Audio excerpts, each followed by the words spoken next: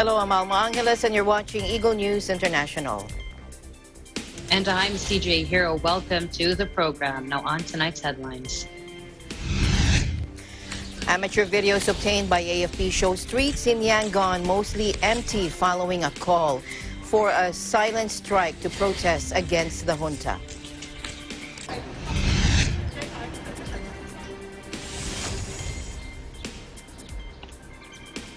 Hong Kong suspended the use of Pfizer-BioNTech coronavirus vaccine on Wednesday after being informed some vials from recent batch have defective caps, although authorities said none of the problematic containers were used on residents.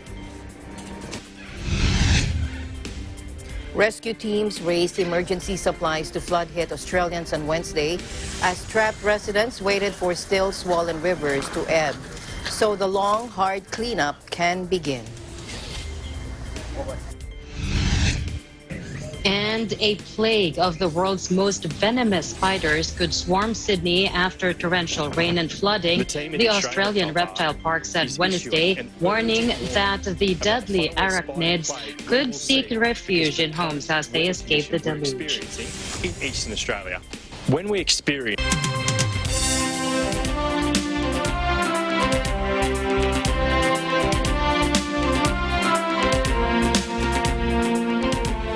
Amateur videos obtained by AFP show streets in Yangon mostly empty. This following a call for a silent strike to protest against the junta.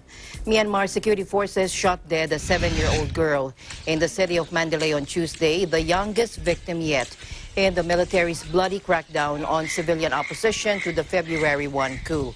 Quoting CNN, which cited relatives, local news outlet Myanmar Now reported that the girl named Kin Myo Chit was shot while sitting in her father's lap.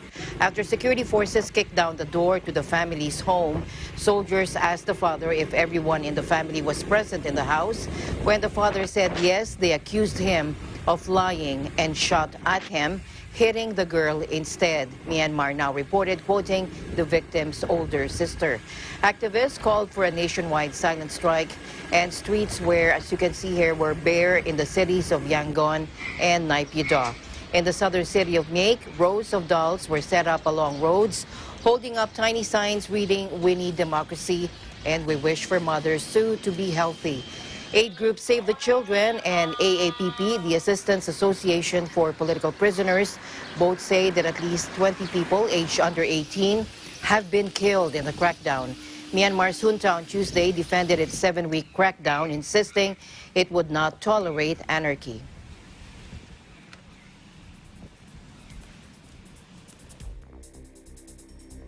Myanmar freed more than 600 coup detainees on Wednesday, including an Associated Press photographer arrested while covering rallies following fresh outrage over brutal crackdowns on protests.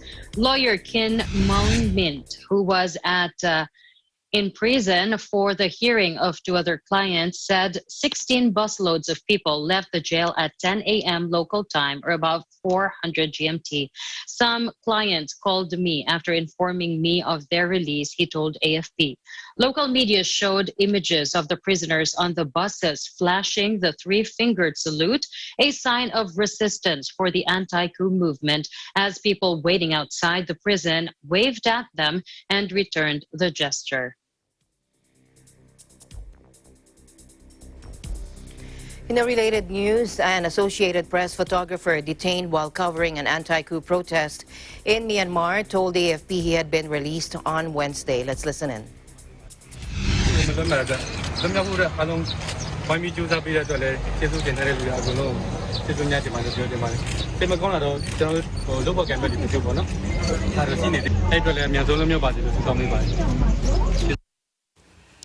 He said, "I'm now on my way back home to meet with my mom. I'm in good health," the photographer said.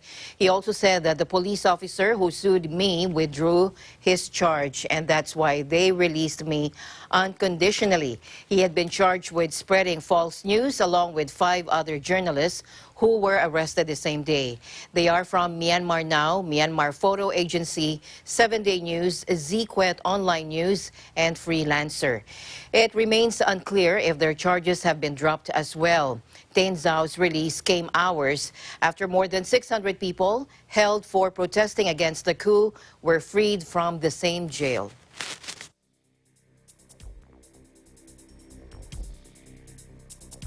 Adding to the pile of woes, the resurgent coronavirus crisis in India, the country has now detected a novel variant of the SARS-CoV-2 in Maharashtra with double mutation.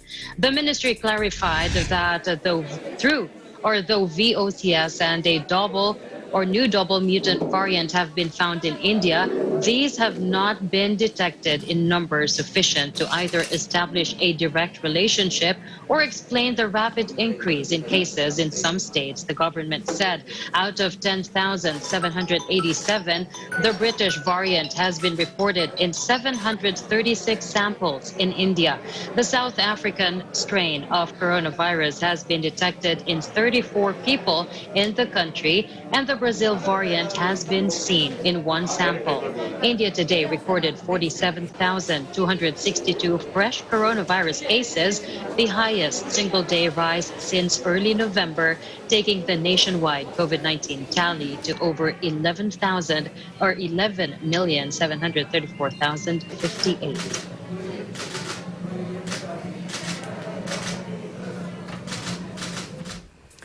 Now, Britain is marking its lockdown anniversary. Here's Graham Thomas joining us live from our EBC UK Bureau. Hello, Graham.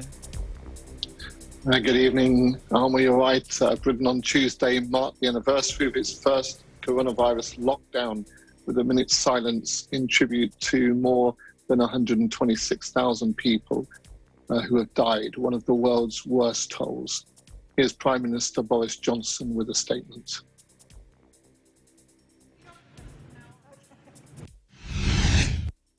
And at the right moment, we will come together as a country to build a fitting and a permanent memorial to the loved ones we've lost and to commemorate this whole period.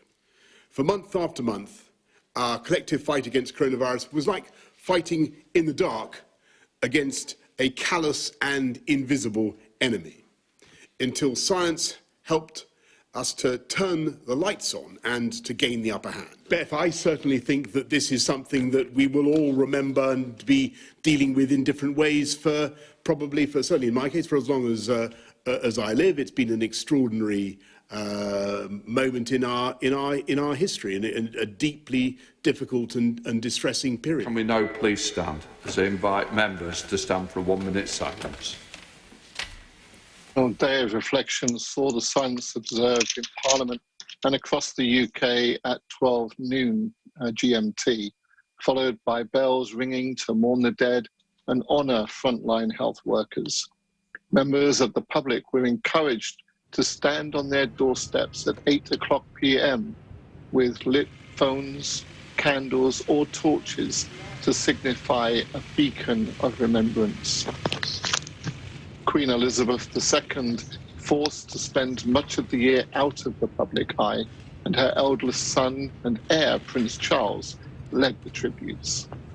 The 94-year-old monarch called for reflection on the grief felt by so many families and paid tribute to the immeasurable service of those who have supported us over the last year. Prime Minister Boris Johnson ordered a lockdown on March 23 last year, shutting schools and non-essential shops and services and banning gatherings of more than 2 people.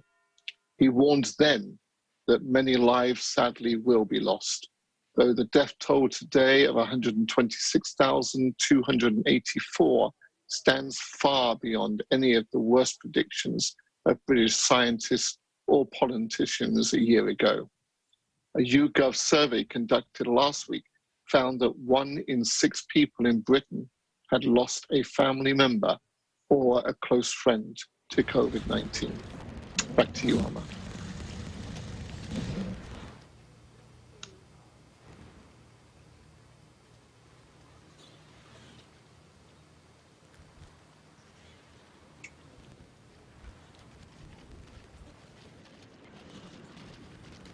So, Graham, with the increase of cases in mainland Europe, what is the concern of a third wave there in the United Kingdom? Whilst there is a genuine concern of this here in the UK, the message we are hearing is that with over half the population now having already received at least their first vaccination, and these also being given to the most vulnerable in our society, the hope is that cases will remain low due to this protection. However, all eyes are firmly on Gibraltar in Spain, a British colony where all the population have been vaccinated, to see if there is indeed an increase there. Back to you, Alma. All right. Thank you very much for your update, Graham, and hopefully the sooner it ends, the sooner the better. Thank you very much, and do take care. Thank you, Alan. This is Graham Thomas for ABC News in the United Kingdom, and we live in interesting times.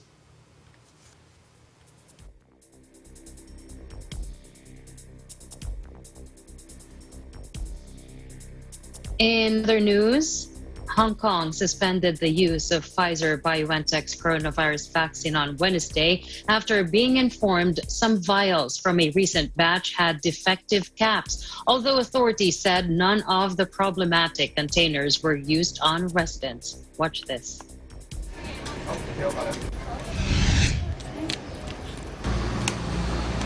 I just received a notice yesterday, just a reminder to come here because today is my schedule. I'm so excited, but then when I come here, it's canceled. I feel so frustrated. Oh my God. Maybe next time, right? Yeah. The stoppage, which was also announced by neighboring Macau, is the latest blow in efforts to roll out mass vaccination programs against a deadly virus that has killed more than 2.7 million people around the world and hammered the global economy. Authorities said some vials with the lot number 210102 were found to have defective caps. Bottles found to have problematic caps, cracks, or other defects were dumped and therefore not used, Hong Kong officials said, adding they decided to suspend the program out of an abundance of caution until their investigation is concluded. Authorities currently offer China's Sinovac and Pfizer-BioNTech vaccines. Sinovac received fast-track approval despite not publishing peer-reviewed clinical data. The data available points to an efficacy rate of between 50 to 80%, depending on the studies. Pfizer says its efficacy rate is 94 to 95%.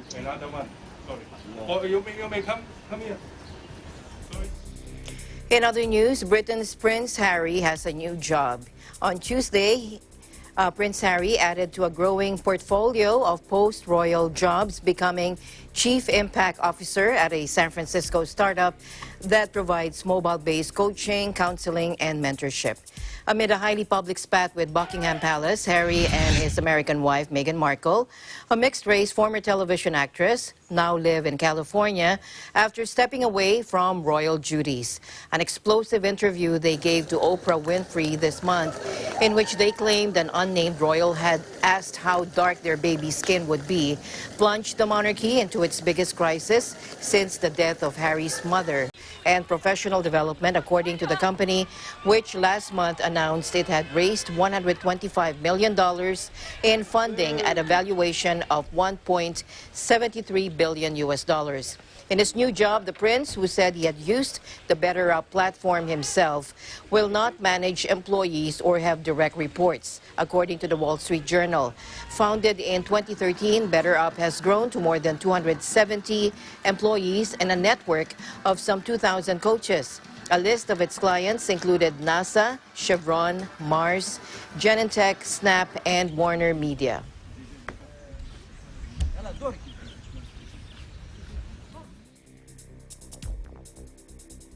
In other news, Israeli Prime Minister Benjamin Netanyahu praises a tremendous achievement as his party is on track to win the most seats in Israel's election, the fourth in less than 2 years. But he is not guaranteed to secure a majority. Watch this. הערב הבאנו הישג אדיר. הבאנו את הליכוד להיות המפלגה הגדולה בישראל בפער גדול מאוד. ואסור לנו בשום אופן לגרור את מדינת ישראל לבחירות חדשות, לבחירות חמישיות. להקים ממשלה יציבה עכשיו.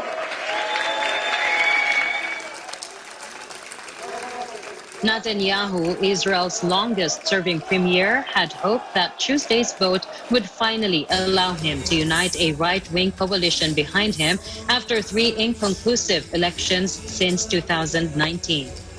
He campaigned on a world-leading coronavirus vaccination effort that has already inoculated roughly half of Israel's 9 million people, a pace envied by much of the world. Projections based on exit polls from Israel's 3 leading broadcasters, which could change, all show Netanyahu's right-wing Likud winning the most seats in Israel's 120-seat parliament, the Knesset. If the projections reflect the final results expected later this year, Likud could win 30 or 31 seats. Netanyahu is the first Israeli prime minister to be indicted in office after being formally charged last year with corruption, an allegation he denies. Netanyahu has said he will not block the trial and looks forward to being exonerated, but critics suspect that if he forms a majority, he may seek parliamentary action to delay or end the process.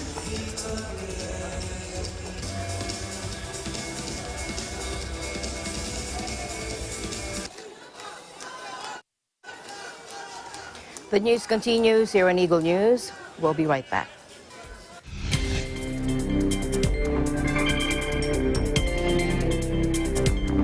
This portion is brought to you by Canriv Corporation, your ventilation and air conditioning specialist. Services offered: supply and installation of elevators, escalators, air conditioners, ventilators, jet towel, hand dryers, generators, access control system, factory automation, and modernization. For more info, please contact Ami Kanke at 0915-263-7198 or 0998-900-3224. Mula noon hanggang ngayon, gabay natin ang MTRCB ratings sa matalino at responsableng panonood.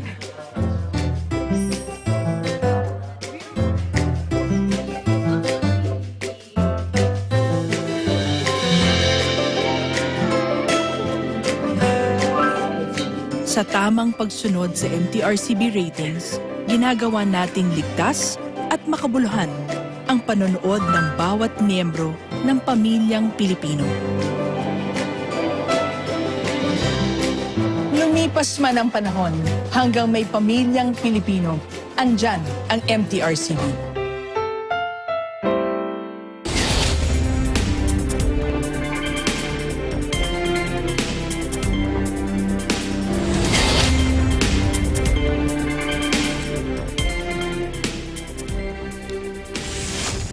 Now, tugs are working Wednesday to free a giant container ship stuck in the Suez Canal after it veered off course in a sandstorm, officials said, creating huge tailbacks on one of the world's busiest trade routes. Egypt's Suez Canal Authority said it was doing all it could to refloat the Taiwan-run but Panama-flagged MV Ever Given, a 400-meter long and 59-meter wide vessel which was lodged at an angle across the waterway. Historic sections of the canal have been reopened in a bid to ease the bottleneck of backed-up marine traffic. Container ships account for more than half of the canal's total traffic, with some of them being among the largest in the world, reaching a capacity of up to 23,000 TEU or 20-foot equivalent unit. The SCA, or Suez Canal Authority, said the ship was caught up in a sandstorm, a common occurrence in Egypt's Sinai Desert at this time of the year, blotting out light and limiting the captain's ability to see. Most of the cargo traveling from the Gulf to Western Europe is oil. In the opposite direction, meanwhile, it is mostly manufactured goods and grain from Europe and North America heading to the Far East and Asia.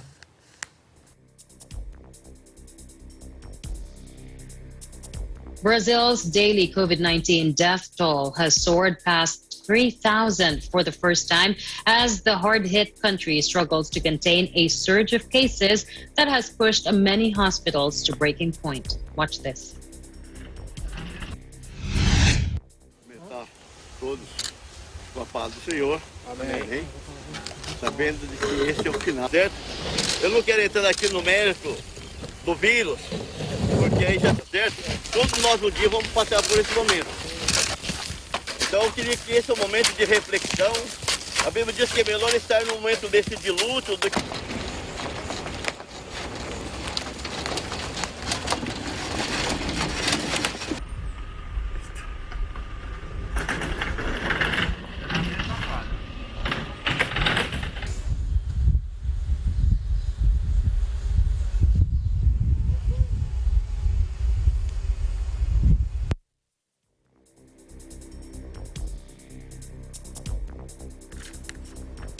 In other news, the Philippines demanded that China promptly withdraw its fishing vessels near the features in Kalayaan Island Group, or KIG, as it asserted its claim on the Julian Felipe Reef, where about 200 Chinese ships have amassed on March 7. In a strongly worded statement, the Department of Foreign Affairs stressed that Julian Felipe Reef in the Kalayaan Island Group lies in the Philippines' exclusive economic zone. We reiterate that the continued deployment, lingering presence, and activities of Chinese vessels in Philippine maritime zones blatantly infringe upon Philippine sovereignty, sovereign rights, and jurisdiction. The DFA said Manila has been assiduously protesting the illegal and lingering or swarming presence of Chinese fishing vessels and maritime assets in the said areas. Despite this, China continued its infringements and tolerance that are contrary to its commitments under international law and the ASEAN-China Declaration on the Conduct of Parties in the South China Sea. It called on Beijing to faithfully honor its obligations as a state party to the 1982 UN Convention on the Law of the Sea, or UNCLOS, as well as respect the final and binding 2016 arbitral award in the South China Sea, which invalidated Beijing's 9-line claim in the strategic waters. The DFA demanded China to pull out its fishing vessels and maritime assets from the vicinity of all KIG features in the West Philippine Sea and to direct its fishing vessels to desist from environmentally destructive activities.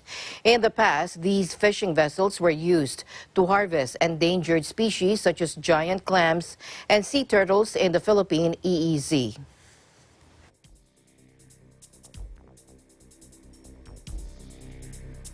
And here's Chinese Ambassador Wang Zilian's comment on DFA's demand for China to pull out its fishing vessels in the Spratlys, particularly the Julian Felipe Reef. Let's listen in. As we issue a statement the day before yesterday, Chinese fishing vessels have been fishing in the area for many years. Now those vessels are taking shelter in the part of the, that's sea. I think it's a quite normal activity. There is no such militia vessel as claimed by some people. Any speculation is not helpful. Thank you.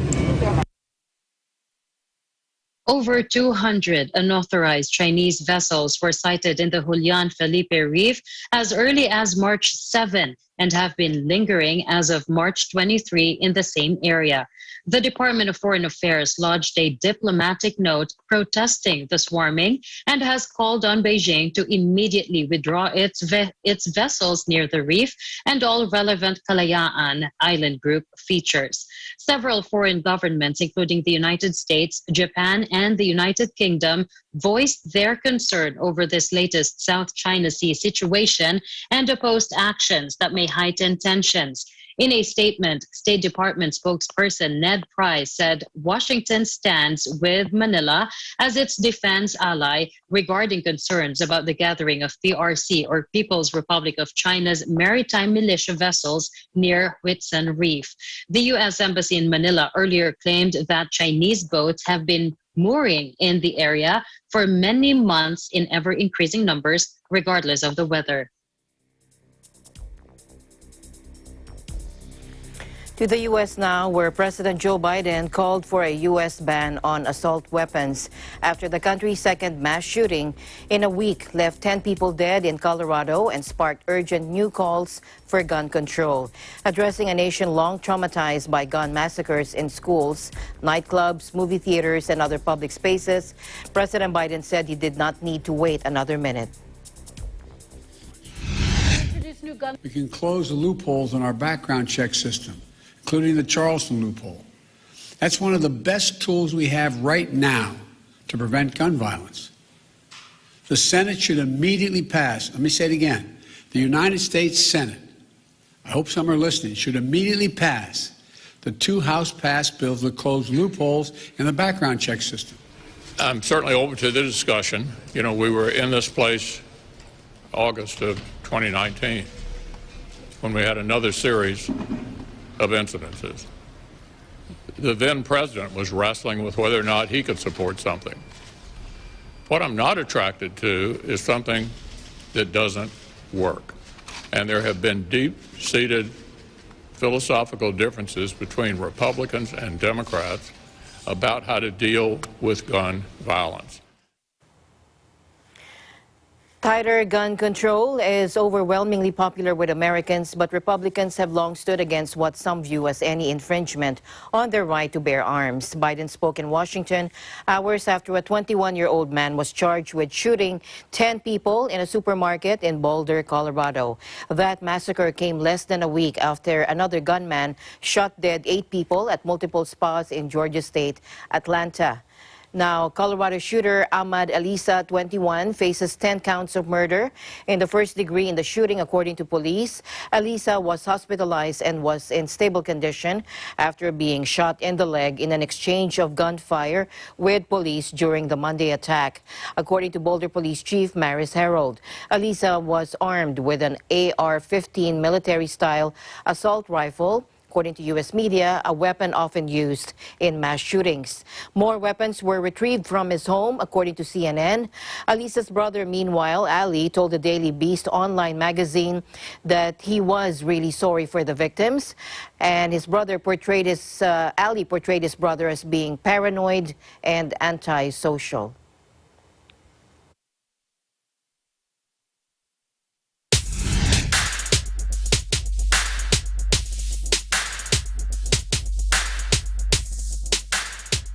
A 5.4 magnitude earthquake that struck in China's western Xinjiang region before dawn Wednesday left 3 people dead, damaged roofs, and forced the evacuation of hundreds, state media reported.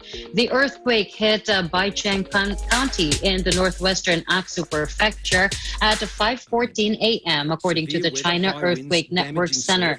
After houses and livestock sheds collapsed, leaders of an affected village set up a temporary resettlement site.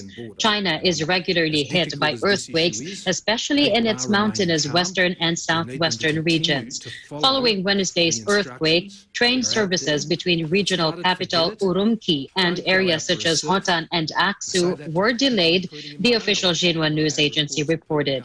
A powerful 7.9 magnitude quake in southwest China's Sichuan province in 2008 left 87,000 dead or missing.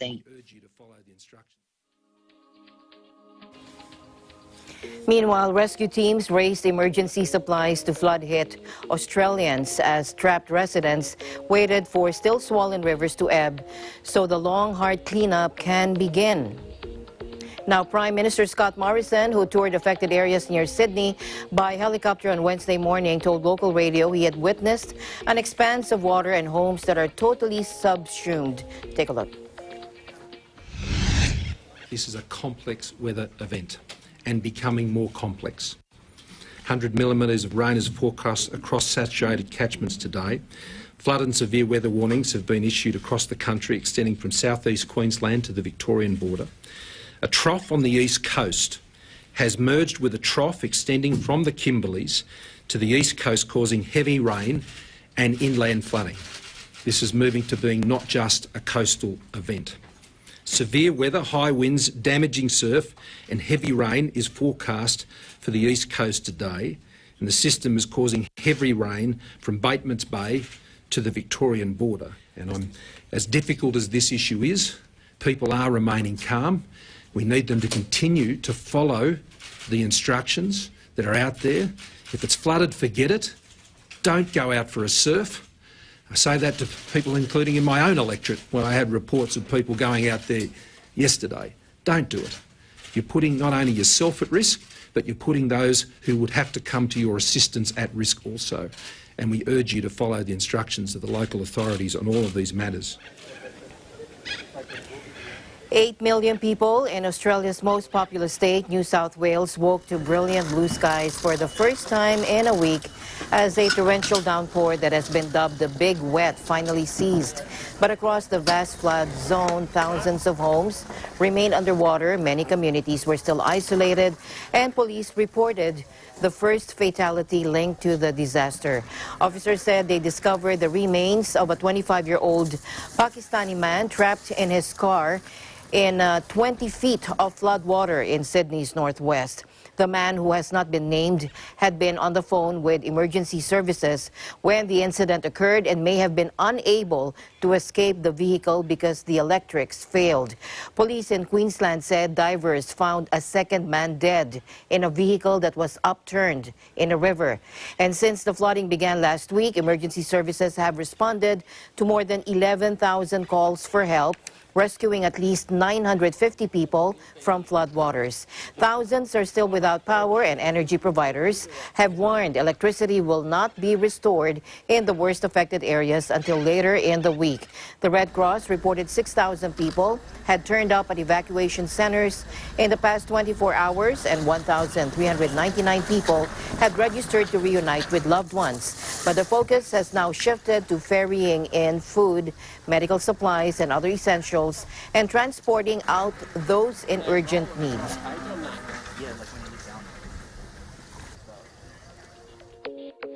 Trigger warning for our audience: a plague of the world's most venomous spiders could swarm Sydney after torrential rain and flooding, the Australian Reptile Park said Wednesday, warning that the deadly arachnids could seek refuge in homes as they escape the deluge. Watch this.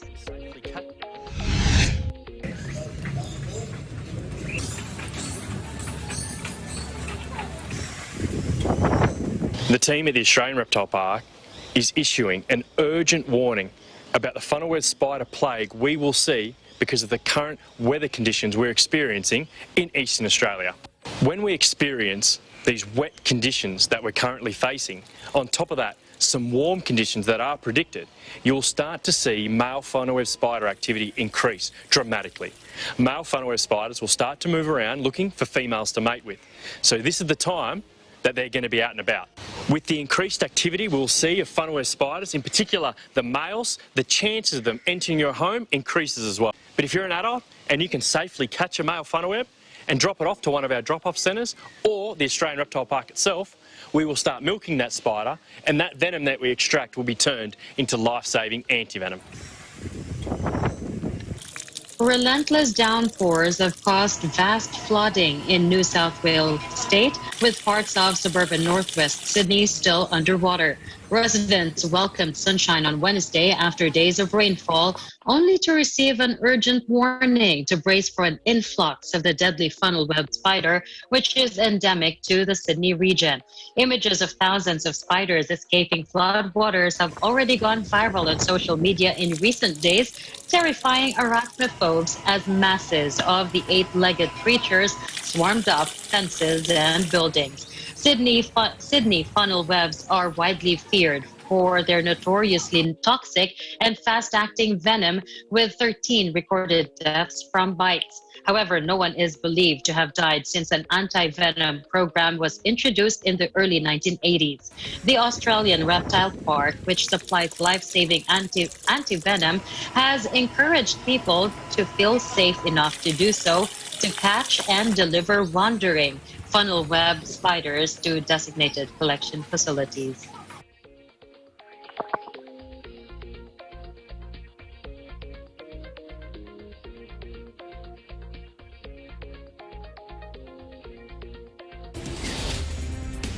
Eagle News will be right back. Please don't go away.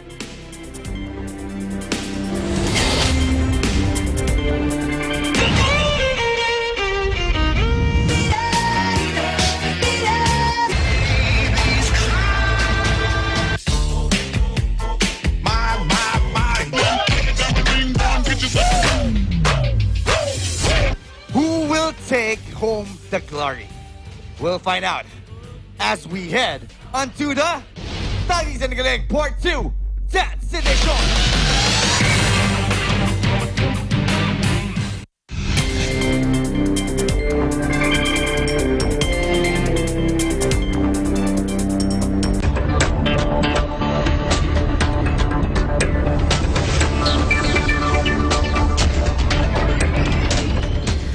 Welcome back. Jean-Michel's Basquiat's Warrior painting sold for $41.8 million at a live stream Christie's auction in Hong Kong, becoming what the auction house said was the most expensive Western work of art ever sold in Asia.